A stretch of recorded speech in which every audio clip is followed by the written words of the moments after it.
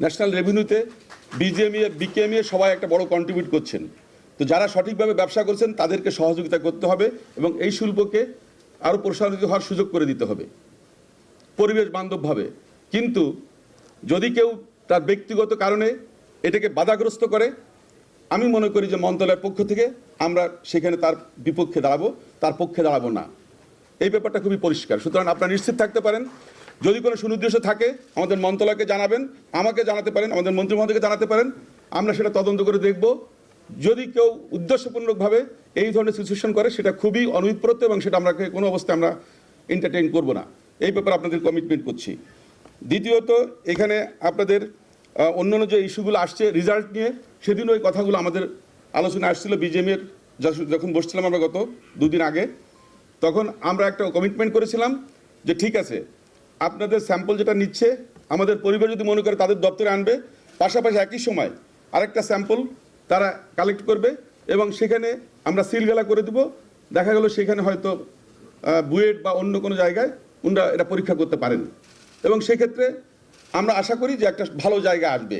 উদ্দেশ্যপ্রণোদিতভাবে এখানে আপনাদেরকে মানে ভালো পানিকে আমরা খারাপ করব বা খারাপ পানিকে আমরা মানে ভালো পানি বলবো, সেরকম করার কোনো সুযোগ নাই।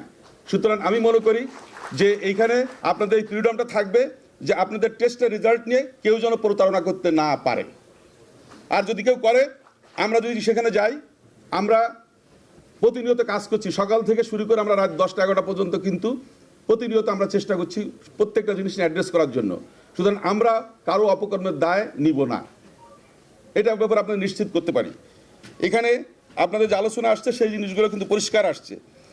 আর আরেকটা জিনিস বলেছেন এখানকার এক ভাই, যিনি কেমিক্যালের ব্যাপারটা ইটিপি এসটিপি বা এখানকার রিভার অসমোসিস সহ বিভিন্ন জিনিস নিয়ে উনি বলেছেন। আমি মনে করি আজকে মুখ্য সচিব মহোদয় আছে, আমরা চেষ্টা করবো এই জিনিসগুলোকে অ্যাড্রেস করার জন্য।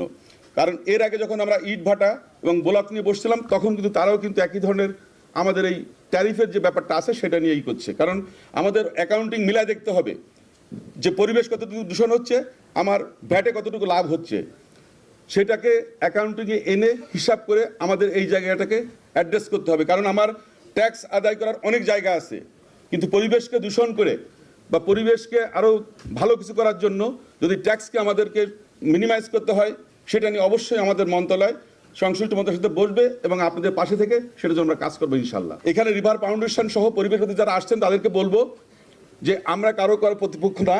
আপনারা যদি সুনির্দিষ্ট পান যে এখানে কেউ জেনে শুনে খারাপ কাজ করছে বা দূষণ করছে, সেটা নিয়ে আমরা থাকবো। কিন্তু ইতিমধ্যে আমাদের নৌ পরিবহন মন্ত্রণালয় থেকে বা একটা চিহ্নিত করেছে 424টার মতো জায়গা থেকে আমরা দূষণ পাচ্ছি। এর ভিতর ওয়াসা আছে, ঢাকার উত্তর সিটি কর্পোরেশন, দক্ষিণ সিটি কর্পোরেশন এবং শিল্প প্রতিষ্ঠান, সবই একটা তালিকা আমাদের কাছে আসছে।